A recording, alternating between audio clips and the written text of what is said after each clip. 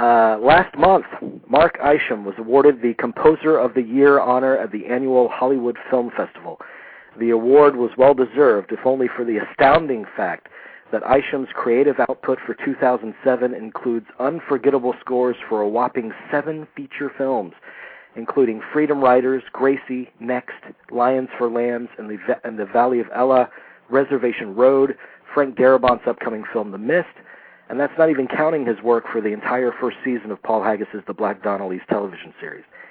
In fact, upon review of Mr. Isham's remarkable resume, it's hard not to categorize him as the composer of the past quarter century, having meticulously crafted a series of extraordinary scores for films as diverse as The Hitcher, Romeo is Bleeding, Blade, Night Falls in Manhattan, Quiz Show, Rules of Engagement, Crash, The Black Dahlia, In Her Shoes, and A River Runs Through It, for which he earned an Academy Award nomination. It is a tremendous honor for all of us here at Movie Geeks United to welcome to the show Mr. Mark Isham. Mr. Isham, are you with us? I am. Thank you very, very much. Thank you very much for being with us. It's a great treat to speak with you tonight. Oh, well, likewise. A great treat to be here. How about this career no doubt you've had an exceptional career, but it's been going pretty well, yeah. This year seems to just be crazy for you. You're 7 projects, and this last year has been a pretty exceptional year, and especially the quality and the new relationships, old relationships have come around to be, Paul Haggis making a new film, Robert Redford making a film. I mean, these are pretty extraordinary opportunities for me. I'm just glad to be here and have the opportunity to join them. Yeah, and you've worked with both several times, and talk about great collaborators to have on your side. I mean, that's as good as it gets. Well, it is. I mean, I was been thinking about that recently. That really one of the great joys of this profession is that collaboration. I mean, filmmaking I think is the true collaborative art form, and but it always needs a great captain, to captain that ship. And yeah, I've been very, very fortunate in my career to work with some of the best. I mean, you mentioned Brian De Palma. I mean, I did The Black Dahlia for him a year ago, and it's going well. Well, I would definitely want to ask you about all of these high-profile collaborations and your process, but tell us a little bit about how your musical education began. Well, I was very fortunate. I was born into a family that was very musical. My mother is still a professional violinist up in the San Francisco Bay Area, and my father is a professor of history and the humanities. So I was a lot of music around the house. And at a young age, my mother would drag me into a lot of orchestra rehearsals, and I discovered the trumpet. I thought it was the coolest instrument in the orchestra, loud, bold, and I thought that was for me, so I became a trumpet player and worked professionally, and of course still have a trumpet playing career that I managed to hold on to. If the film work does lets up occasionally, and I just love music, all sorts of genres. I have a background in classical music, but I discovered jazz at a very early age, and I also discovered electronic music actually at a very early age, and sort of those three elements I just continued to sort of bounce around and explore through my 20s, and included, of course, playing in more pop rock bands just to make a living. Mm-hmm.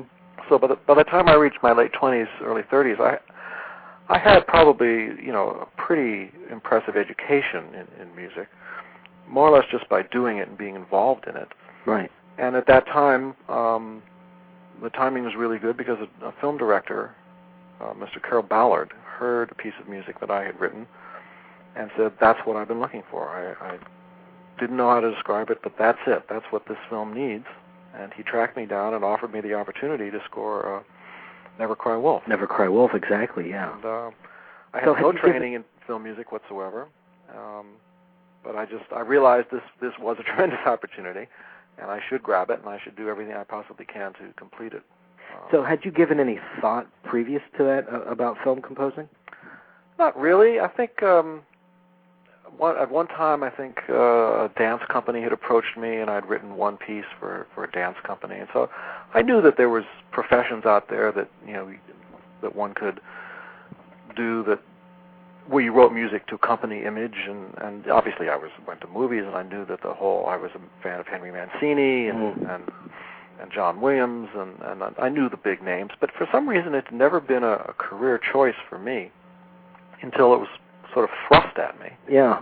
And then I just said, well, why not? Let me just try it. And it was a remarkable experience. I found that, I think just to find that somebody wants you to compose instrumental music and wants to pay to have it recorded well was such a unique experience, that I said, well, this is quite something. Maybe I should look into this. And, and the rest sort of was history. Well, the process just fascinates me. And I want you to take me through the process of, as best you can, of scoring a picture. And let's take, if you don't mind, Lions for Lambs, which I've had on repeat. I said at the beginning of the show, I'm going to wear the CD out because I'm in love with the score. So you sit down and you watch the picture and you get first impressions. Tell me what starts to come together for you when you try to find a musical voice for that film. Well, Lions for Lambs, it was quite interesting. I met with Bob and actually went to the set when he was still shooting the last parts of the movie. And so I had a chance to get a sense of what he was doing there, and met with him for a couple of hours afterwards and heard what he was looking for. And the meeting must have gone well and reaffirmed that that we worked well together, because he hired me immediately after that. And then he said, "Look, let me get some rough assembly done, and then we should talk further." Right. And I went up to his place in Northern California about a month or so later, and he had about 5 scenes assembled. And he said, "Look, we put some music in here, and I think you should hear it, because it's not what I was expecting." And he was right, because it was not what I was expecting either. I thought when I read the script that this would be not too dissimilar to Valley of Ella or Crash. It was intimate piece. There were no more than 2 or 3 people in a room at the same time. Even the more action-oriented stuff is just 2 guys and they're stuck. They're not moving. Nothing. Not a lot of things are happening viscerally in the script. And yet somehow the way that Joe Hutching was cutting it together, it had tremendous momentum. And they had put some very, very rhythmic music in the front of the picture, and I just looked at Bob and said, all my intellectual instincts would have said that would be wrong, but it's great. It's just great. It does a lot for this movie. And we both agreed right from there that the score was going to be bigger and more just different, very different than any sort of initial analysis from the script would yield you to believe. Yeah. It seems to be very similar to Crash in the movie itself, and that it's a movie of ideas and these kind of interweaving stories. Well, exactly, and the score for Crash is quite delicate. Yeah. And sort of floats above the movie. Yeah. And which was perfect for that movie, and one which we came to with a little experimentation, and it became very clear to Paul and I after not much experimentation that was really the most effective way to do it. This film is the exact opposite. I mean, we charge into this thing as if it's a Tony Scott thriller. Exactly, yeah. And it works. And then I must say the score just does change gears. But what's interesting about the structure of this score is that it changes gears gradually.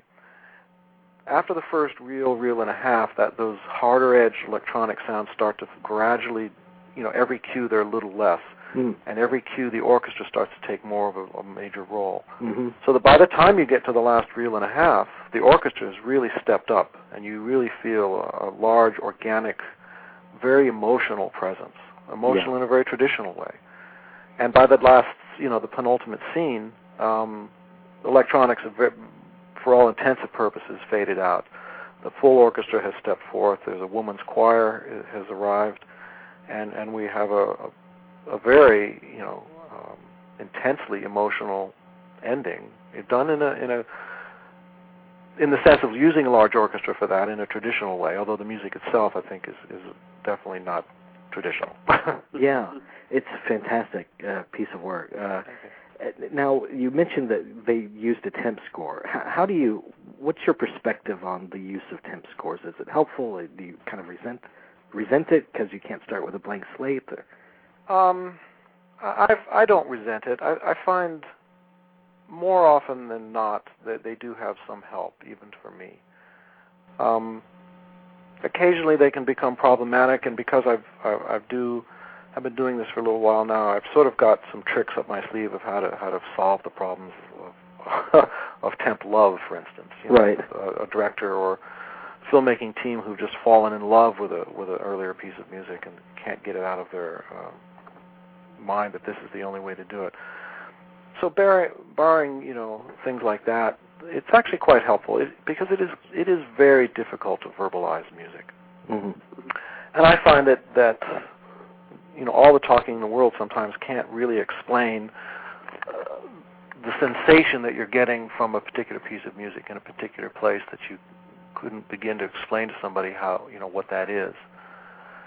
And it's just much easier to play. You see the interaction here, and then I can analyze that and figure out, well, what are the elements that are creating this effect, and then I can ditch the specifics and use the general ideas. Mm-hmm. Having said that, there is something wonderful about diving into a picture which you've never seen any music except something that you create for it originally. But once again, I think I've out of experience, I can sort of recreate that for myself. I can take a day off from writing, and then I come back and just look at the picture with no music, and pretty much sort of mock up that effect again for myself if I want to do that. Yeah. Well, you currently have two other projects that are in theaters and in stores as well, and that's in the Valley of Ella and Reservation Road. Mm-hmm. And I'm wondering, when you're composing these pictures, I mean, I'm sure that you almost have to find yourself living in the picture in a sense. It's very true, and that's an interesting way of describing it. I think that's pretty spot on. I was trying to describe it the other day, actually, and described it similarly in that you want to get into that universe. Mm-hmm. A good filmmaker creates a very specific universe that story is unfolding in, and that's why it's very important for me to start writing once I have a picture. I find it very difficult to write from just a script. Yeah. I like to see the fabric of this universe, the colors of it, the size of it. Is it shot so that everything seems very constricted and tight and small and introverted, or is it shot so it's wide open and things seem limitless? I mean, those are very important sensations to take into account for music. I mean, space is a big element that music can contribute to. Mm-hmm. And needs to be a part of in a correct balance. So, yeah, it's that image, and as you say, it's living that life that the story is telling, being in that universe. It's and I do. I sort of throw myself into it, and once the musical universe is defined, then it starts to flow. Mm-hmm. Then I can write sad music or happy music or reconciliatory music or whatever it needs to be in that vocabulary of that universe. Yeah. Do you find, too, that the best directors are the ones with the strongest musical sense? It doesn't have to be specifically musical sense, but it has to be a real sense of emotion and how it works, and not a contrived sense of how it works, but a real ability to have looked at life and see how it really works, And one of the great things about working with Bob Redford is that he is such a fine actor, and he really can look at a character and a character's experience in a storytelling and describe that arc as to what's happened, what's happened before, what's happening precisely at these moments, and where are we headed, and where's that character, the emotional evolution of this character. And I find someone who can articulate those things well and pinpoint, the points in the story that connect and the way that the emotions transfer from one character to another or one scene to another. And all these fine points of a story, if they can just communicate that to me, I can translate it into music. Mm-hmm. I don't. In fact, sometimes it's better that they don't try and do it. that they just leave that to me. And so I find, and Haggis is the same way. He's such a great writer that he can look at and feel, and be very precise. At this moment, Mark, even though things are exploding, what's happening in this person's head is this, right? Mm-hmm. And the music, I want the music inside their head, so I need you to do this. And insight into it like that is what's really the most valuable. Mm. I was going to ask you about Redford and Haggis, and you've already spoken to them. But let me ask you about a couple of the other collaborators, directors that you've worked with. I know Frank Darabont. You've composed for him a couple of times, and the latest is with The Mist. Yeah. And what a treat was that to score essentially a great monster movie. Well, it is, and it's really a first time that I've done a real, just no-holds-barred monster movie. Yeah. and Frank, is very upfront about that in talking about the film himself. He says, it's a low-budget horror film, kids, and we're having the time of our life. Of course, the truth of the matter is that, Frank is just one of the all-time great writers and directors, and in his hands, a very simple horror story, although, masterfully told, of course, by one of the great master horror storytellers. Right. But turned into a film, again, by a real master. It rises way above that genre and becomes really quite something extraordinary. And, Frank is again, very, very similar in that way that he loves music, he respects music tremendously.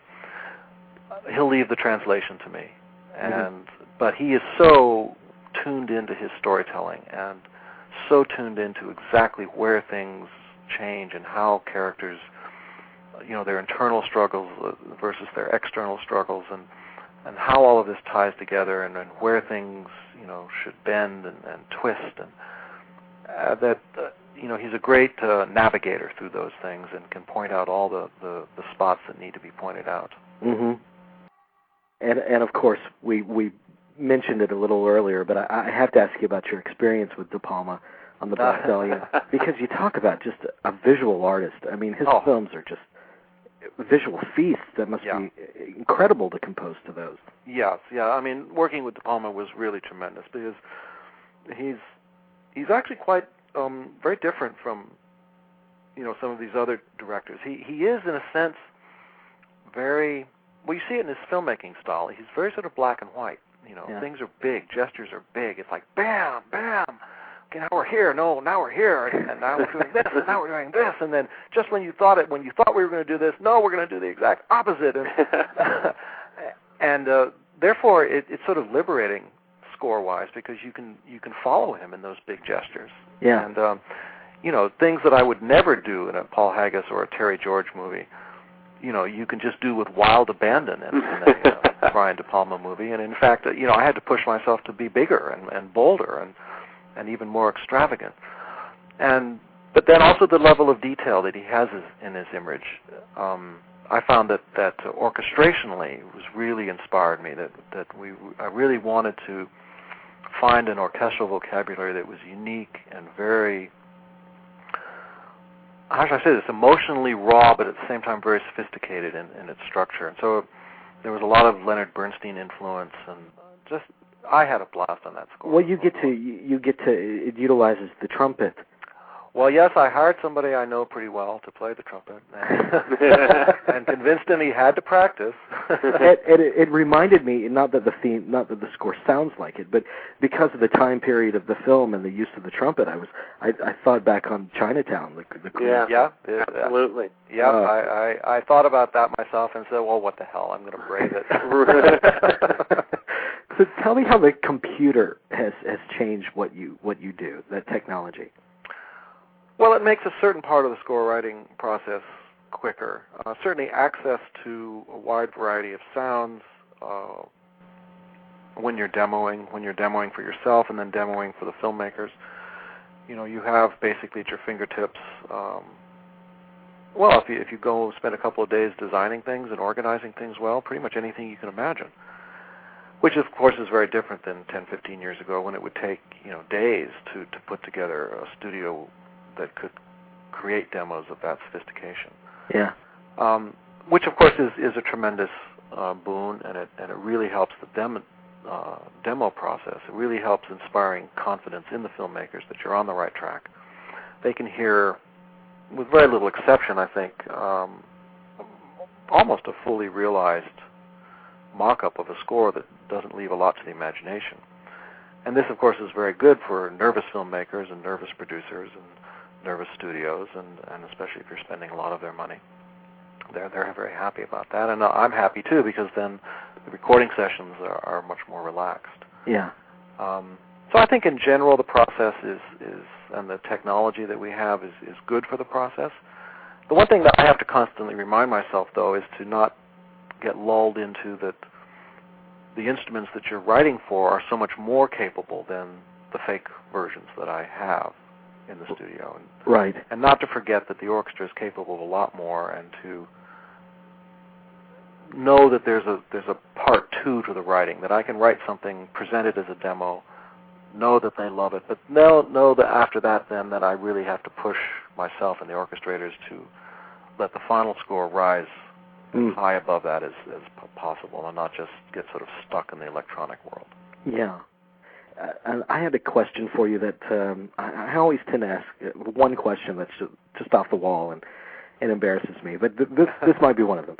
I've heard actors say that when they read a scene, there's often an obvious way to play the scene, but when they try to play it the exact opposite way, it kind of makes it more interesting, and it kind of brings out a deeper truth to the moment. As a composer, are you looking for ways to avoid the obvious musical cliches, and can you give me an example of an instance where you did this, kind of created a musical counterpoint, I guess you'd say? Well, the basic answer to that question is yes. I mean, I am always looking for a different way of doing it. Yeah. I'm trying to think of some. I mean, obviously, I remember there was one point in a trying to don't remember if I actually remember the film, but and this has been a way that other directors have done it the not obvious way too. But like a heavy war scene, for instance, all of a sudden the battle sounds and the heavy action music fade out, and you might just have a choir singing a very simple hymn, right? Things like that can be incredibly powerful. I mean, I remember Oliver Stone, I think, does something like that in one of his earlier movies, and I did that at one point in some, I can't remember exactly. But there are moments in Valley of Ela like that where, Paul wanted just sort of things to fall away. And of course, the ending of Lions for Lambs, I can't say that we got small, but there is a moment, the penultimate moment in Lions for Lambs. If people hadn't seen it, I won't give it away, but there's a scene where what you're looking at visually is just tremendously loud. I mean, just like would be breaking your eardrums, and the sound just drifts away into nothingness, and the orchestra just is playing. Yeah, it's a gorgeous moment. Yeah, moments like that are priceless for a composer, especially when the director says, that's what I'm going to do here. You say, oh boy, now it's all up to me. Yeah. And a little unnerving at first, but what a challenge and what an opportunity, Oh yeah. I have a question. Sure. Yeah, I just wonder, you work with Alan Rudolph a lot in the past, and I'm just curious, what is it like to work with him? Well, Alan was my first sort of, how should I say, long-term relationship. My third film was an Alan Rudolph film, and he was just sort of getting on a roll. As a young director, he'd just come out of working a lot with Barbara. Actually, that's one of my favorites, Trouble in Mind. That was the first one that I did, yeah. I love that film. Oh, thank you. Film. Well, see, I'd gone to see Choose Me. That's another one. Which was, I think, his first breakout movie on his own. Mm-hmm. Not his first movie, but the first one that really... The first one that got everyone's attention. Exactly. And it got my attention. I came back and said to my agent, I saw this movie over the weekend. I want to work with this guy.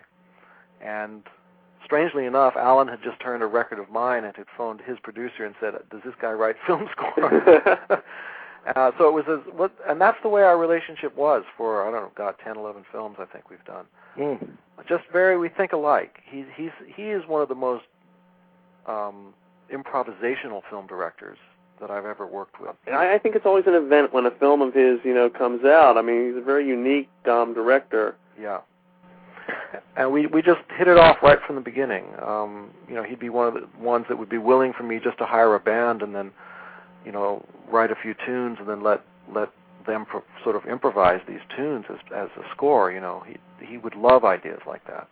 Great. Because he would do scenes like that. He would say, this is a scene I don't want to know exactly how this is going to go. I just want to tell the characters that this is what they got to come out of this room having achieved this, and just let them do it. Yeah. Cool. And that's brave. Film That is. That is very, and it's harder and harder to do. In fact, I don't know if anybody can get away with it anymore. But it was a remarkable experience working with someone like that who's willing to think like that and willing to, let you create a score like that. Right. Mr. Isham, we have a question for you from our chat room from a listener by the name of Neo.